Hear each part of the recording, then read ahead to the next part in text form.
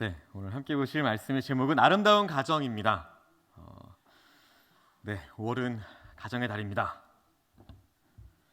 어떻게 다들 자녀들이나 손주들에게 어린이날 선물해 주셨나요? 엄청 비싸더라고요. 그 반면에 또 기다리는 입장에서 보면 정말 작년 어린이날 이후부터 오늘만 정말 손꼽아서 기다리더라고요. 이제 한 열흘 전부터 자기들 손가락으로 셀 수 있을 때부터 며칠 남았다, 몇 밤 자면 된다 계속 얘기하더라고요. 정말 기다리면서 순수한 마음에 하는 건지 아니면 엄마 아빠 들으라고 하는 건지. 네. 이번 5일날이 주일이었습니다. 그래서 직접 전해주지는 않았고요. 이제 제가 먼저 교회로 오면서 이제 집에 아이들 쓰는 책상에 하나씩 두고 나왔습니다. 그랬더니 평소보다 더 일찍 일어나서 새벽같이 일어나서 그걸 보고 엄청 좋아했다고 이렇게 전해 들었습니다. 어떤 선물 주셨나요?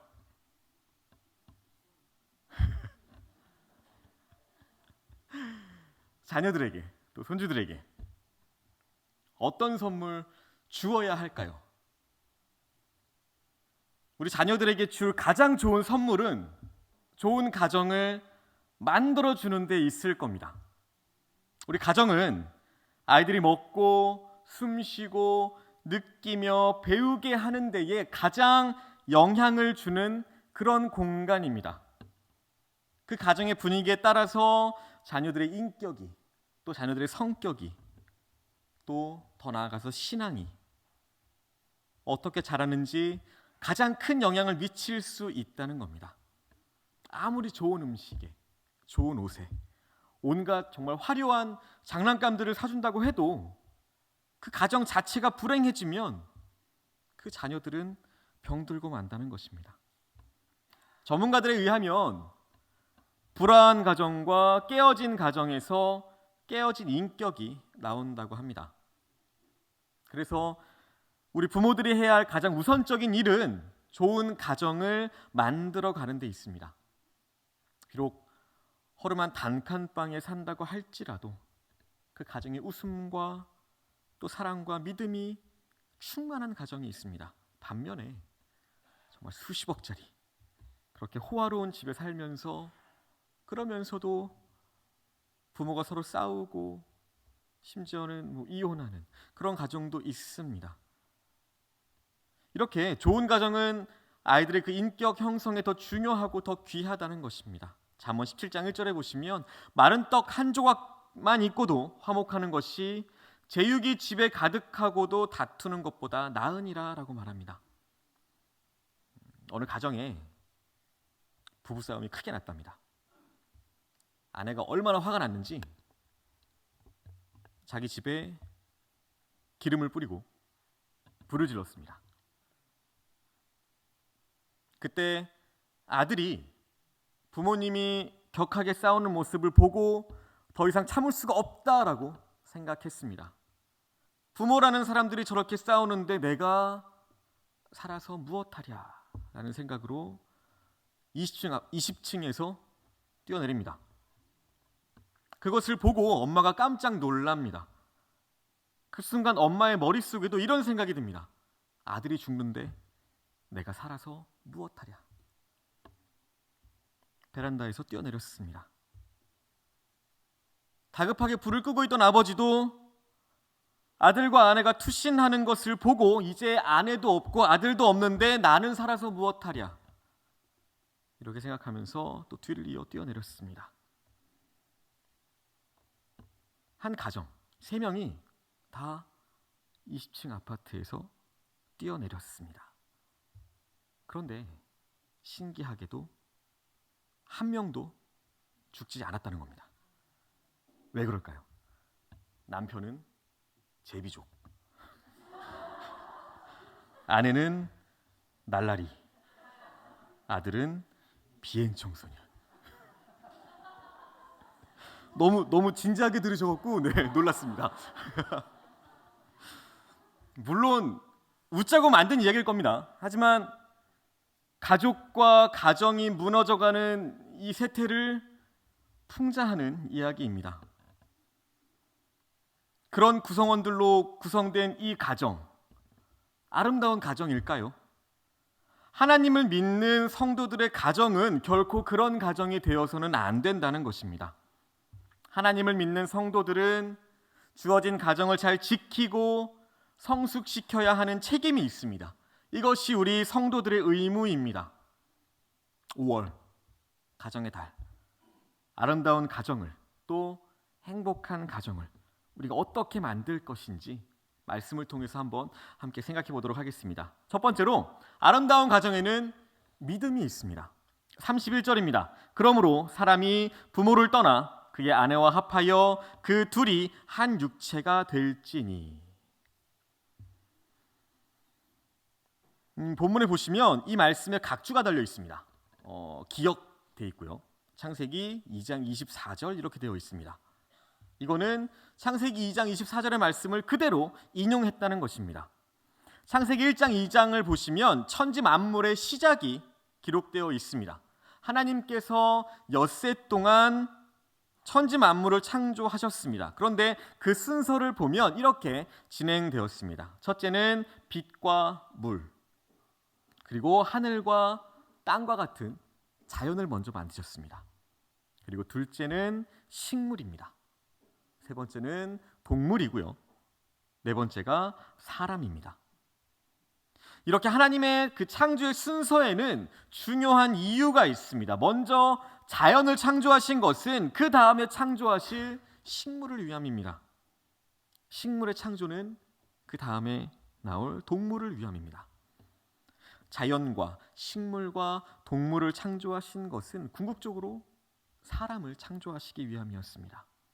여기서 우리는 하나님께서 보다 중요하고 귀한 것은 나중에 창조하셨다는 것을 볼 수 있습니다. 이런 의미에서 본다면 하나님의 창조물 중에 가장 중요한 피조물이 무엇일까요? 뭘까요? 바로 여자입니다. 하나님께서 가장 마지막에 창조하신 것이 여자니까요. 물론 성경에 보면 하나님께서 아담을 위하여 하와를 돕는 배필로 창조하셨다는 말씀이 있습니다. 그것은 하나님께서 여자를, 남자를 위해서 만드셨다는 것입니다. 그런데 하나님의 그 창조의 순서와 그 순서의 중요성을 놓고 볼 때 더 중요한 것은 따로 있겠죠. 남자와 여자는 누가 누구를 일방적으로 섬기는 구조가 아니라 서로가 서로를 섬기는 그런 섬김의 구조라는 것입니다. 그리고 하나님께서 가장 마지막으로 창조하신 것은 결국에는 가정입니다. 아담을 위해서 하와를, 그리고 하와를 위해서 아담을 창조하심으로 하나님께서는 가정을 만들어 주셨던 것입니다. 하나님께서 처음에 에덴 동산을 만드시고 아담에게 그 아름다운 동산을 맡겨주셨습니다. 그런데 아무리 봐도 하나님은 아담이 그렇게 행복해 보이지 않았습니다. 하나님은 아담이 혼자 있는 것이 행복하지 않다는 것을 아시고 그에게 아내를 주시고 가정을 만들어 주셨습니다. 그리고 그때서야 비로소 하나님께서 만족하셨고요. 아담도 행복했습니다. 여기서 우리가 무슨 사실을 발견할 수 있을까요?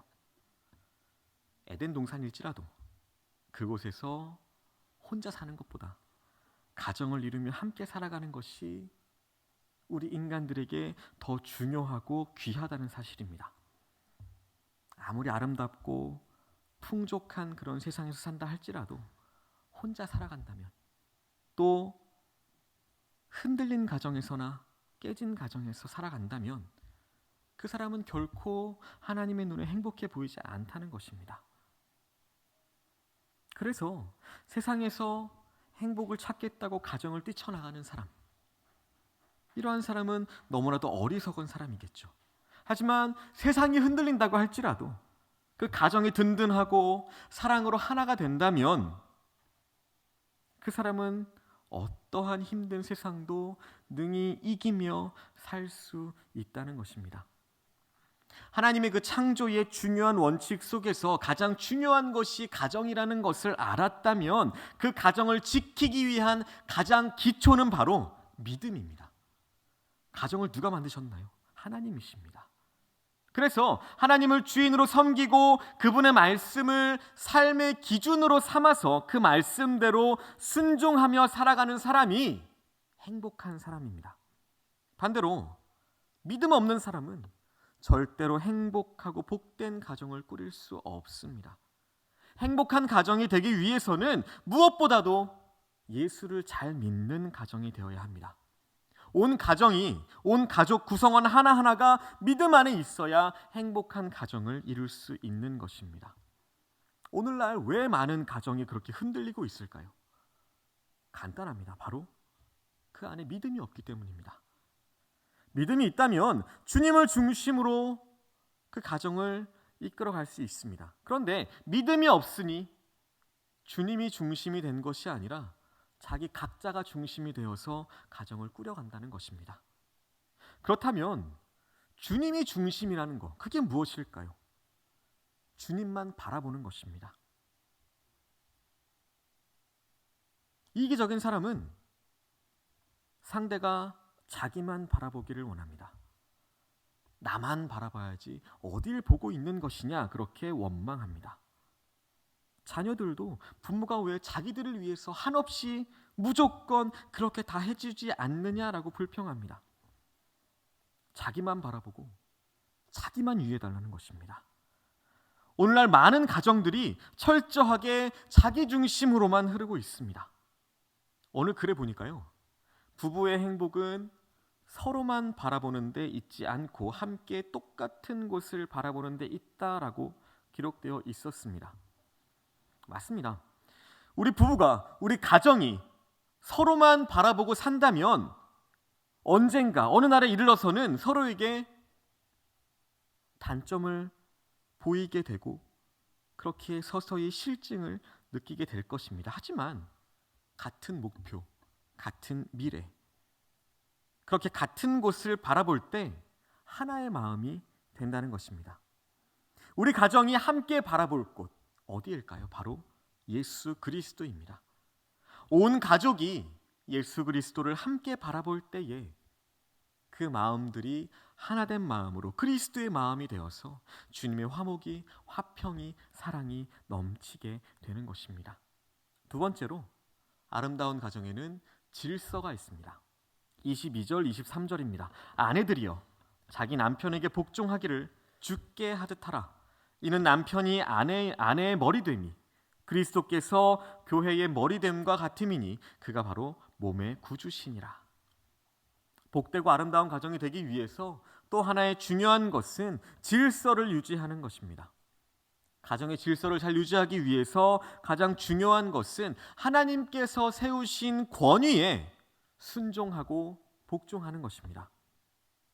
하나님은 우리들의 가정과 교회 그리고 사회를 질서 있게 하시기 위해서 그 안에 권위를 세워주셨습니다.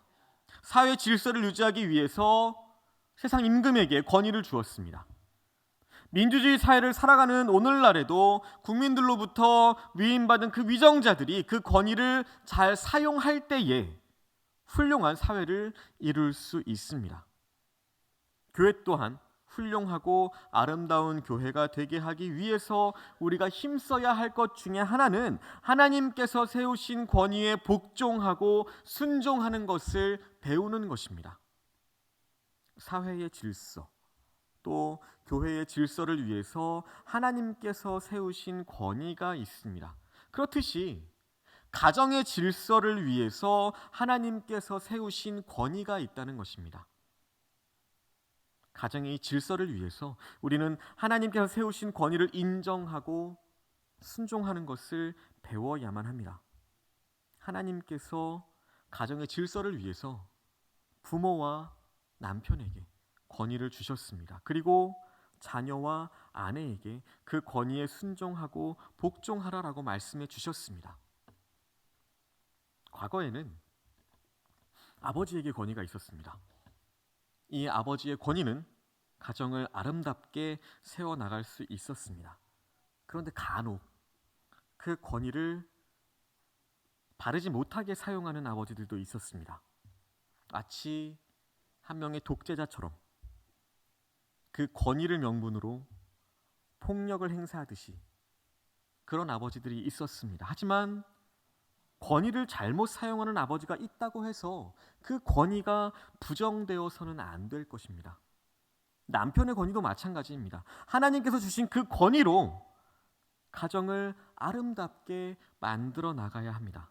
하지만 가끔 그 권위를 바르지 못하게 사용해서 다른 쪽으로, 예를 들면 폭력적이겠죠.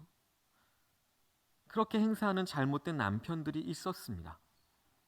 잘못된 권위를 사용함으로 말미암아서 그것에 염증을 느낀, 거부 반응을 느낀 젊은 세대들은 오히려 가정 만들기를 포기하고 있습니다. 하지만 그것은 잘못된 것입니다. 우리는 무너진 가정을 다시 일으켜야 합니다. 그리고 아름다운 가정을 다시 세워야 합니다. 그러기 위해서 우리에게 필요한 것은 참 권위를 통해서 질서를 회복하는 것입니다. 세 번째로 아름다운 가정은 사랑이 있어야 합니다. 25절입니다. 남편들아 아내 사랑하기를 그리스도께서 교회를 사랑하시고 그 교회를 위하여 자신을 주심같이 하라. 이어서 28절입니다. 이와 같이 남편들도 자기 아내 사랑하기를 자기 자신과 같이 할지니 자기 아내를 사랑하는 자는 자기를 사랑하는 것이라. 부모와 남편에게 권위를 주셨다고 해서 그것을 남용하거나 함부로 휘둘러서는 안 된다는 겁니다. 아내와 자녀들이 복종하지 않고 순종하지 않는 가장 큰 이유가 바로 여기에 있습니다. 주신 그 권위를 오해해서 다른 가족 구성원들 위해 군림하려고 하거나 그 권위를 남용하려고 하기 때문에 다른 가족 구성원들이 그 권위를 인정하지 않고 불순종하게 되는 것입니다. 그래서 하나님은 부모와 모든 남편들에게 아내와 자녀를 사랑하라고 말씀하십니다. 사랑은 군림하는 것이 아닙니다. 사랑은 무시하는 것이 아닙니다. 사랑은 무례하게 행하지 않는 것이라고 성경에서 우리에게 가르쳐 줍니다. 다른 가족 구성원들의 인격을 존중해 주어야 합니다. 그러기 위해서 우리는 예수님께서 교회를 어떻게 사랑하셨는지 알아야 합니다. 그 사랑은 십자가 사랑이었습니다. 우리 주님은 섬김을 받으러 오시지 않았습니다. 도리어 섬기러 오셨다고 말씀하셨습니다. 그 섬김은 다른 사람의 죄를 대신 지시며 희생하러 오신 것입니다. 가정도, 가족도 서로 섬겨야 화목이 이루어집니다. 서로의 허물을 십자가의 사랑으로 덮어주고 십자가의 사랑으로 대신 져야 한다는 것입니다. 어떤 사람은 지금의 가정들을 보면서 이렇게 말합니다. 집은 있는데 가정은 없다. 왜 가정이 가장 좋은 곳일까요? 어떠한 문제가 있어도 서로 덮어주고 감싸주기 때문입니다. 세상에 그 어떤 사람들이 손가락질해도 내 가정과 내 가족들은 나를 감싸주고 나의 편이 되어주기 때문입니다. 오늘날 많은 그리스도인들의 문제, 주님을 따라 살아간다고 그렇게 입술로 끊임없이 고백하면서 섬김만 받으려고 한다는 것입니다. 예수님의 마음으로 희생으로 섬기지 않는 데 있다는 것입니다. 주님의 십자가는 결코 지려고 하지 않습니다. 그리고 눈에 보이는 복들만 받으려고 혈안이 되어 있습니다. 그것이 문제라는 것입니다. 우리의 가정도 마찬가지입니다. 우리 가정들이 섬기려는 가정이 아니라 서로가 섬김만 받으려고 합니다. 우리의 가정이 자기들만의 행복, 자기들만의 평안, 자기들만의 부함, 자기들만의 사랑, 그 사랑의 보금자를 위해서 살려고 애쓸 때에 그 가정은 마침내 고인물처럼 썩고 말 것입니다. 하지만 우리의 가정이 아브라함의 가정처럼, 이삭의 가정처럼, 또 고넬료의 가정처럼 주님의 사랑으로 세상에 흘려보내는 그 사랑의 통로가 될 때에 그 가정은 하나님 안에서 아름다운 가정이 될 것입니다. 사랑의 다른 말은 섬김입니다. 그리고 희생입니다. 이제 갓 만나서 사랑이 싹트기 시작하는 그 연인들이 하는 그런 달콤한 사랑이 아닙니다. 사랑하기 때문에 섬기고, 사랑하기 때문에 서로 존중하고, 사랑하기 때문에 서로 희생한다면 그 가정은 분명히 아름다운 가정이 될 것입니다. 말씀을 맺겠습니다. 가정은 하나님께서 우리에게 허락해 주신 가장 귀한 축복입니다. 하나님의 축복으로 주신 그 소중한 가정을 정말 찬송가의 가사처럼 사철의 봄바람이 부는 가정으로 만들기 위해서 최선을 다해 주시기를 소망합니다. 5월 한 달간 너무나도 많은 날들이 있죠. 어린이날, 어버이날, 스승의 날, 또 부부의 날까지 모두가 다 가정과 관련돼 있습니다. 이런 좋은 가정의 달이 되기 위해서는 가장 먼저 좋은 결혼을 해야겠죠. 특별히 믿음의 가정이 되기 위해서 많이 기도하고 또 그렇게 배우자를 선택해야겠죠. 부부가 같은 하나님을 신앙하는 것으로 출발해야 자녀들도 같은 신앙을 가질 수 있습니다. 배우자 선택의 가장 중요한 1순위가 하나님을 믿는 믿음이 되도록 가르쳐 주시는 저와 여러분들 되시기를 소망합니다. 그리고 또 좋은 부모가 되시기를 소망합니다. 이 세상에는 많은 재산을 물려주는 부모가 좋은 부모라고 말합니다. 하지만 우리 믿는 성도들에게 좋은 부모, 좋은 믿음을 물려주는 부모가 좋은 부모일 것입니다. 자녀들에게 양질의 환경과 양질의 교육으로 성공한 인생을 살게 하는 것도 중요합니다. 하지만 그 자녀가 하나님을 알아갈 수 있도록 가정에서부터 신앙교육을 잘 시키는 그런 훌륭한 부모님들이 되시기를 소망합니다. 아름다운 가정은 믿음이 있어야 합니다.